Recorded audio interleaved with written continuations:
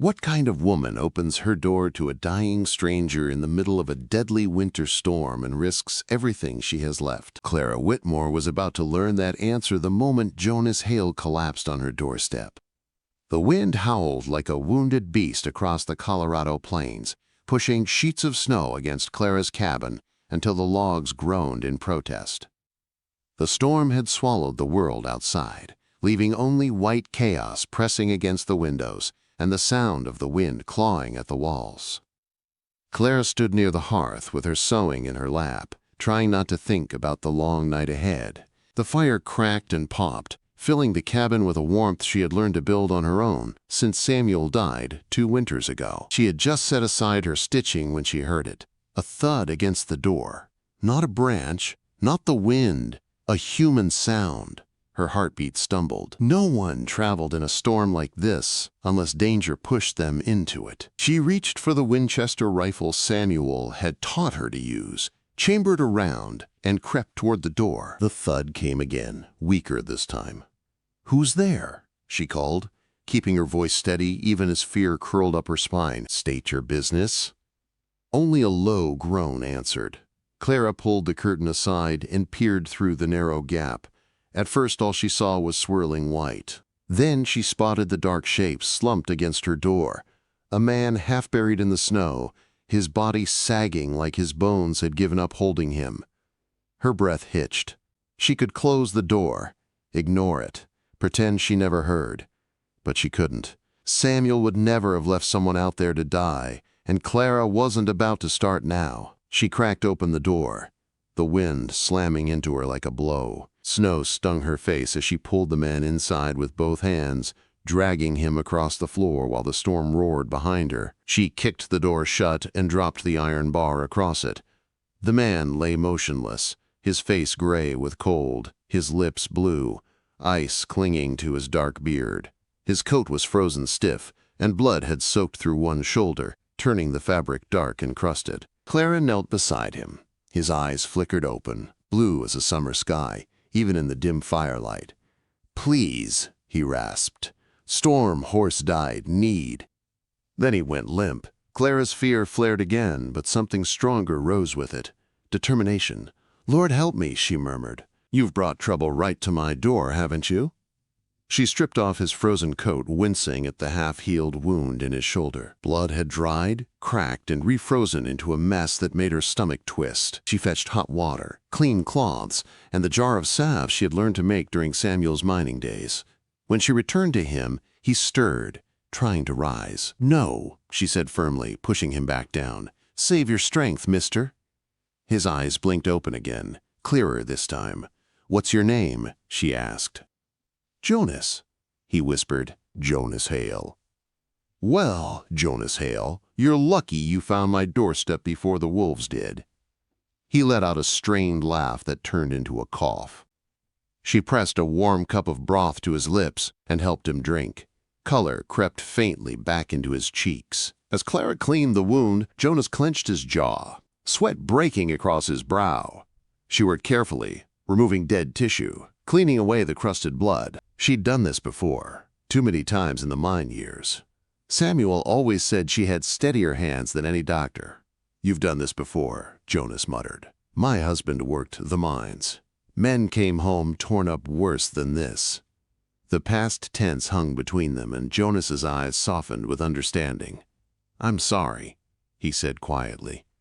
Clara didn't answer. She wrapped his shoulder in fresh bandages and helped him sit against the wall near the fire. He watched her move around the cabin, her quick, sure hands, her quiet efficiency. She could feel his gaze, and it unsettled her in a way she hadn't felt in years. "You live out here alone?" Jonas asked. "Yes." "That's dangerous." Clara shot him a look. "Dangerous is dragging a half-dead stranger into my home." He had the nerve to smile. "Fair enough, ma'am."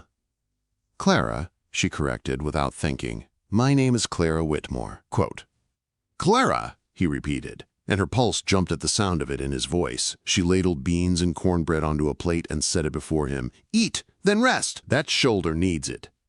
He obeyed, though she could tell he wasn't used to being taken care of. When he finished, she made a pallet near the fire and guided him onto it. Jonas settled in with a groan of relief, exhaustion pulling at him. "If the storm lets up in the morning, I'll be gone," he said softly. "I don't want to bring you any trouble." "You brought it already," Clara replied, her tone dry but not unkind. "Another day won't make much difference." His eyes drifted closed, but before he fell asleep he murmured, "Thank you, Clara." She froze. It had been a long time since a man's voice saying her name had stirred anything inside her. When the fire burned low and Jonas's breathing settled into an unsteady rhythm, Clara took her seat in the rocking chair. She tried to return to her sewing, but her eyes kept drifting to the man sleeping on her floor, a stranger who carried secrets, blood, and danger into her quiet home. Outside, the storm raged, but inside the small cabin, something warmer had sparked without warning, small but undeniable. Clara knew he'd leave when the storm broke. Men like Jonas didn't stay put, didn't settle, didn't build.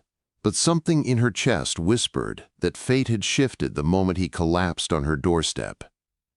She pulled the quilt tighter around her shoulders and watched the glowing embers dance in the hearth. This storm had brought more than snow to her door. It had brought a man who carried trouble in his past and a fire in his eyes she wasn't sure she was ready to face. But whether she was ready or not, their fates had crossed. And the storm outside was nothing compared to the one already stirring inside her walls. What kind of man wakes screaming in the early hours before dawn, fighting ghosts only he can see? Clara found out when Jonas Hail bolted upright on the cabin floor, sweat dripping down his face despite the cold air, his breath ragged like he was drowning on dry land. Clara had been tending the morning fire when he lurched awake, hands clenched, eyes wild. "Easy," she said softly, placing a steady hand on his good shoulder. "You're safe. It was just a dream." Jonas blinked, disoriented, his chest rising and falling like he'd run miles through deep snow. It took several long moments before he focused on her face. "Lord," he muttered, wiping a hand over his eyes. "Didn't mean to scare you."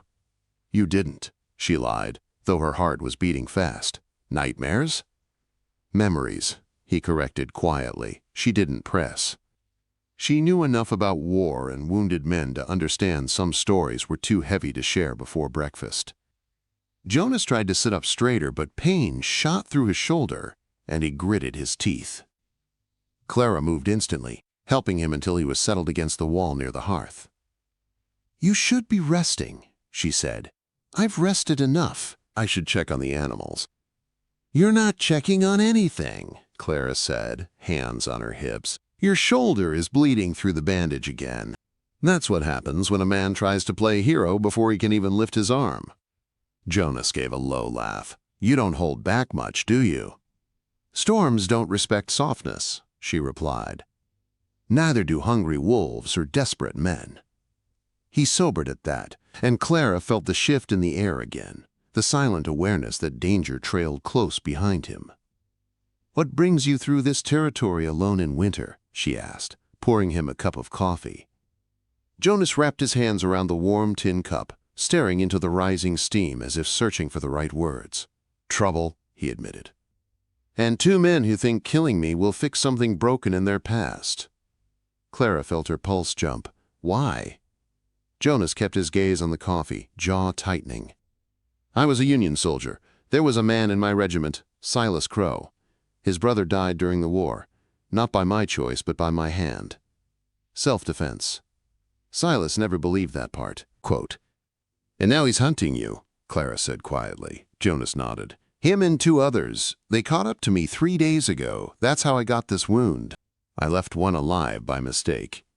Clara felt cold that had nothing to do with winter. "How far behind do you think they are?" "Hard to say. Storm slowed them too. But they'll come." Clara set her jaw. "Then we'll be ready." Jonas gave her a long look. "Clara, I don't want to bring danger to your door." "You already did," she said simply. "Now we deal with it." Jonas stared at her with something like awe or disbelief. "You're not afraid of much, are you?" I'm afraid of plenty, she replied, turning back to the stove. I just don't let it decide for me. They ate breakfast in silence, the comfort of warm stew and coffee filling the small cabin. Jonas watched her move around the room, quick and capable, as if she'd been doing this work for two people her whole life. He cleared his throat. I'll be gone once the storm lifts. You don't need. Clara cut him off with a glare. Jonas Hail, if you say that one more time, I'll toss you outside myself. You won't make it a mile in this snow. And if these men are hunting you, the last place you need to be is wandering half frozen on open ground. Jonas blinked, then chuckled under his breath. Yes, ma'am. The storm eased by midday, sunlight pushing through the clouds in weak shafts of light. Clara bundled herself in her heavy coat. I'm riding to town, she announced. We need supplies. Jonas struggled halfway upright. You're going alone? I've been going alone for 2 years, she reminded him. You stay here, keep the fire going, rest that shoulder. And if they come while you're gone? I'll deal with that when it happens. Jonas wanted to argue, she could see it, but he swallowed the words and nodded instead. Clara saddled Buttercup, her sturdy paint mare, and set off toward Pine Ridge. The trail was slow and swallowed by snowdrifts, but she pushed forward, keeping her eyes sharp for tracks. In town, she stocked up on flour, beans, ammunition, and lye. She was tying the bundles onto her saddle when she felt the prickle of eyes on her. 3 strangers stood near the back of the general store, weather-beaten faces, hard eyes, and one of them, lean, pale-eyed, with a week's beard, smiled in a way that made Clara's stomach twist. Ma'am, he said, touching the brim of his hat. We're looking for someone. Man by the name of Jonas Hail. Might have passed this way before the storm. Clara didn't flinch. I haven't seen anyone in days. The man studied her too long, as if reading the truth on her skin. Storm like that, he said slowly. A man who's wounded couldn't get far. That's why I said I haven't seen him, Clara replied, picking up her reins. No one would survive that walk. Some folks would do anything for company. His smile sharpened. Even taking a stranger. Clara forced a tight laugh. If you think I'm that foolish, sir, you don't know frontier women very well. He stepped closer until his boots nearly touched hers. Name's Silas Crow. And you do well to answer me honest. Good day, Mr. Crow, she said coldly. I've told you what I know. She rode away before he could reply. She could feel his eyes burning into her back the whole ride home. When she reached the cabin, Jonas was already pacing, face pale. They're here, he said the moment she dismounted. I know, she replied. I met Silas Crow. Jonas's jaw tightened. I'm sorry, Clara, I never meant. Jonas, she snapped, enough. You're hurt, they're armed, and we don't run from storms in my house. We face them. He stared at her, something fragile and fierce in his eyes. Clara moved inside, setting the supplies on the table. Her hands were shaking, but she didn't let him see it. We bar the windows tonight. Keep the fire low, no lanterns. And tomorrow, she swallowed hard, tomorrow we prepare for whatever's coming. Jonas stepped close, closer than he had any right to. His voice was low, rough. Clara, you don't have to stand with me in this. She looked up at him, her breath catching. Yes, she said. I do. Their eyes held, longer than was proper, longer than was safe. Outside, the storm had passed. But inside Clara's cabin, something much more dangerous had begun. What happens when danger finally reaches your doorstep and the man you saved is the only thing standing between you and death? Clara Whitmore found out the moment she woke to the sound of horses crunching through the snow outside her cabin. At first, she thought she was dreaming.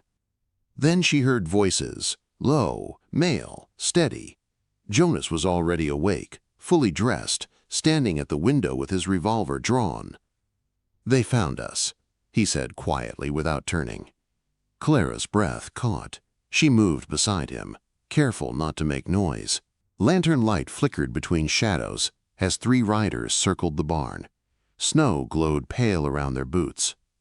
Silas Crow. He had come like the wolves had done nights before, slow, patient, hungry. Stay behind me, Jonas said. No, Clara whispered. We stand together. He looked at her then, something raw and fierce in his eyes. But he nodded, accepting her resolve. Outside, Crow shouted toward the cabin. Mrs. Whitmore, I know you're in there. We tracked a man to your land. A man who owes me blood. Clara stepped to the door but didn't open it. State your business, Mr. Crow. Come now, Crow said, voice smooth like oil over sharp steel. We're here for Jonas Hail. You hand him over, and this ends easy. Jonas's hand tightened around his gun. Clara touched his arm. Crow went on. That man killed my brother, left him to rot. I got a warrant with me. Says he's wanted for desertion. Then show it to the marshal, Clara said. Not to me. Crow laughed. Marshal's too far. And patience ain't one of my virtues. Jonas leaned toward Clara. Let me go out there. He wants me, not you. No, Clara said. If you step out, they'll shoot you before you get a word out. The three men dismounted now, Crow, Ben Hatfield, and a scarred Mexican rider they called Scar. They walked toward the cabin like shadows with guns. Clara's heart thundered. She needed a plan. Now. The root cellar, she whispered urgently to Jonas. Under the stove. Go. Hide. No. Please, Jonas. If they find you, they'll kill you. Quote. He hesitated. A hard knock shook the door. Mrs. Whitmore, Crow called. Open up. Don't make this unpleasant. Clara turned to Jonas once more. Hide. He read the determination in her eyes and finally nodded. Together they slid the rug aside and opened the trap door. Jonas crawled down into the darkness, gritting his teeth as pain shot through his shoulder. Stay silent, Clara whispered, no matter what. She closed the door and dragged the stove halfway across it just as Crow pounded on the door again. Clara opened it with calm she did not feel. Silas Crow tipped his hat. Morning, ma'am. What do you want? What I said. A man named Jonas Hail passed this way. Seen him? No. Crow's pale eyes swept over her face. Funny. Folks said they saw tracks leading toward your place. I don't answer for tracks in the snow. We'll see about that. He brushed past her into the cabin. Clara's stomach nodded. Hatfield and Scar followed, fanning out, eyes roaming over every corner. You live alone, Mrs. Whitmore? Crow asked, pretending idle conversation. Yes, quote, that's dangerous. I manage. Scar crouched near a dark patch on the floorboards. Blood, he said. Clara lifted her chin. I butchered a deer last week. Crow dipped 2 fingers in the stain, rubbed them together. Feels human. Clara swallowed hard. Ma'am, Crow said, stepping closer, all I need is a look around, and we'll be on our way. You've looked plenty. We ain't looked, he nudged the stove with his boot. Under there. Clara's heart slammed against her ribs. No, not this. As Scar and Hatfield moved to shift the stove, Clara stepped in front of it. That's my root cellar, she snapped. And none of your business. Move, Crow said coldly. No. Crow reared back and struck her across the face. Clara stumbled, hand flying to her cheek as pain burst hot and sharp. From beneath the floorboards, she heard a muffled thud. Jonas. Boss, Hatfield called. Someone's down there. Crow smiled. Thought so. He reached for the stove, but the cabin door exploded inward. Jonas, having slipped out the cellar's outside exit, stormed in with his revolver raised, his eyes burning with fury. Touch her again, he said in a deadly whisper, and I'll bury you where you stand. Everything erupted. Hatfield went for his gun. Jonas fired first, hitting him in the shoulder. Scar dove behind the table. Crow and Jonas locked eyes. You killed my brother, Crow hissed. He tried to kill me. Jonas shot back. Crow drew. 2 gunshots cracked together. Crow staggered, red blooming on his chest. Jonas fell too, blood soaking through his shirt. Jonas, Clara screamed, rushing to him as Crow collapsed lifeless onto the floor. Jonas's breathing was ragged. His eyes fluttered weakly. No, no, no, Clara whispered, pressing her hands over his wound. Stay with me. Stay with me." He grabbed her wrist, voice thin as thread. "Clara, you saved me." "Quiet now," she said, her tears mixing with the blood beneath her hands. "Don't you dare give up." The world blurred into chaos, horses, shouts, boots pounding. Marshal Bennett and 2 deputies burst through the door moments later. "What happened?" the marshal demanded. Clara, shaking but steady, pointed to Crow. "They forced their way in. Jonas defended me." The marshal surveyed the scene, the blood, the guns, Clara's bruised face, Jonas collapsing in her arms. "You did right," he said. Doc Hartman rushed in behind him. "Bring him to the table." They lifted Jonas carefully, Clara refusing to leave his side for even a moment. "Will he live?" she whispered. Doc grimaced. "Bullets high, miss the heart. He's got a chance, but only if he fights." Clara grabbed Jonas's hand. "Fight! Do you hear me? Fight!" His eyes opened weakly. "For you, always." Days passed. Jonas lived. He healed slowly, Clara watching over him like the storm outside the night he arrived had never ended. When he could finally stand again, he took Clara's hands in his. "I want to go to Nebraska," he said, "to help the widows of men who died under my command, to make peace with the past." He paused, voice trembling. "Clara, will you come with me?" Quote. Clara felt her heart swell, full and fierce. "Yes." He let out a shaky breath. "And there's one more thing." He knelt, despite the pain, despite everything. Not a ring, not a speech, just a man who had nearly died twice in her arms. "Clara Whitmore, will you marry me?" She lifted him back to his feet, her hands on his face, her eyes shining. "I already have," she whispered. They left Colorado in spring, 2 wounded souls, choosing each other, choosing a future, choosing life. And every night Jonas kissed her like that first kiss had branded them both with fire. The fire that began the moment she took him in from the storm.